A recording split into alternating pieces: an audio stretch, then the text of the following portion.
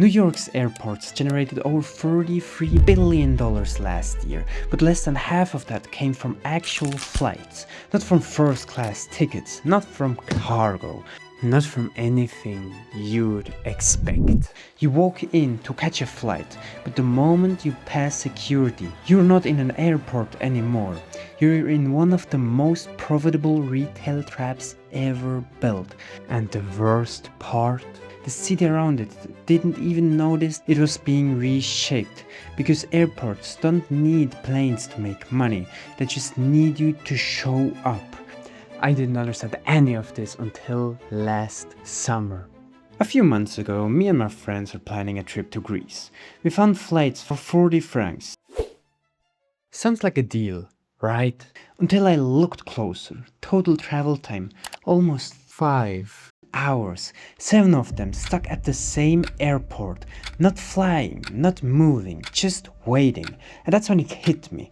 7 hours in an airport with nothing to do. You're going to eat, you're going to shop, and you're going to spend. Not because you want to, but because there's literally nothing else. That 40 franc flight suddenly didn't feel that cheap anymore. And I started wondering who actually benefits from that layover. Quick spoiler, it's not you. Either airports are losing money every single day with those cheap flights, or you're getting scammed no matter how hard you try to battle them. But to understand how airports became this, we need to go back to where it started. 1947, Shannon, Ireland.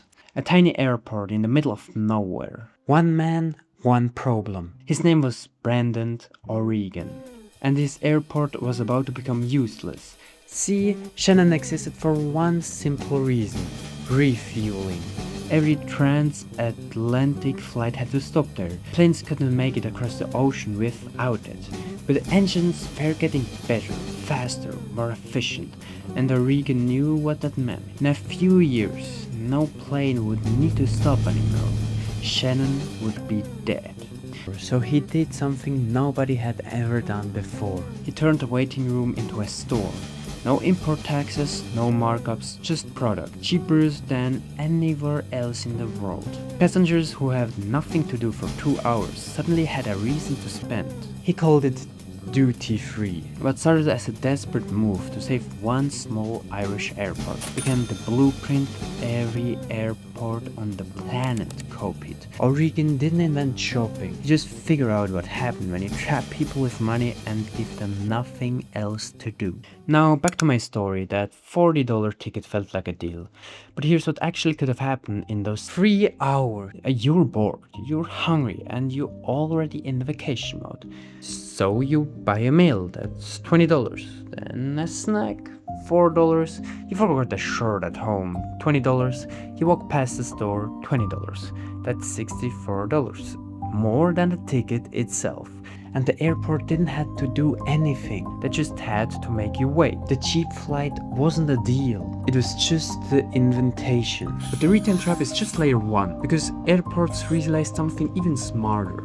Why sell products yourself when you can make others sell them for you? The coffee shop you just paid $8 at? Airports didn't make it, didn't staff it, and didn't risk anything. But they still get paid. And here's how it works. Every brand you see past security, McDonald's, Prada, Starbucks, paid the airport for the right to be there. Not just the rent, a percentage of every single sale, somewhere between 15 and 30%.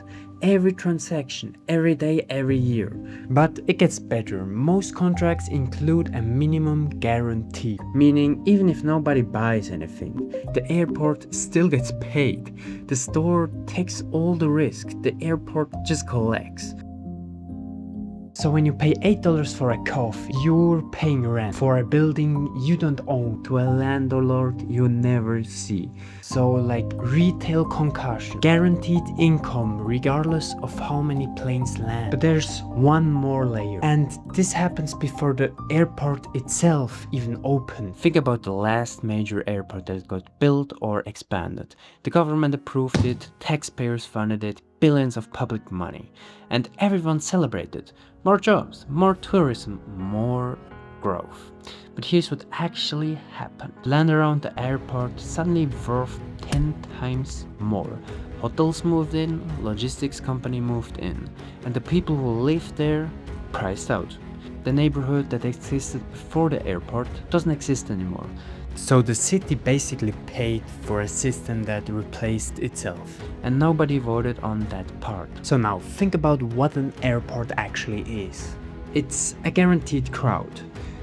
Every single day, rain or shine, recession or boom, millions of people with money, with time, and with basically nowhere else to go. Now imagine you own the land next to that.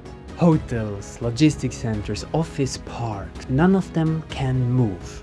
That's not real estate, that's a monopoly. Heathrow Airport doesn't just operate terminals, it owns the commercial district built around them. The hotels, the cargo facilities, the fuel depots. All leased, all generating income, every single hour, whether a plane lands or not. An airport isn't an infrastructure, it's the most defensible piece of real estate ever built. Because nobody builds one next door. So let's zoom out for a second. He bought a $40 flight. You spent $64 waiting. Every coffee, every meal, every store, cut the airport in. The land around you built with money that wasn't even theirs. And somewhere right now an investor is collecting rent on a building you're sitting in.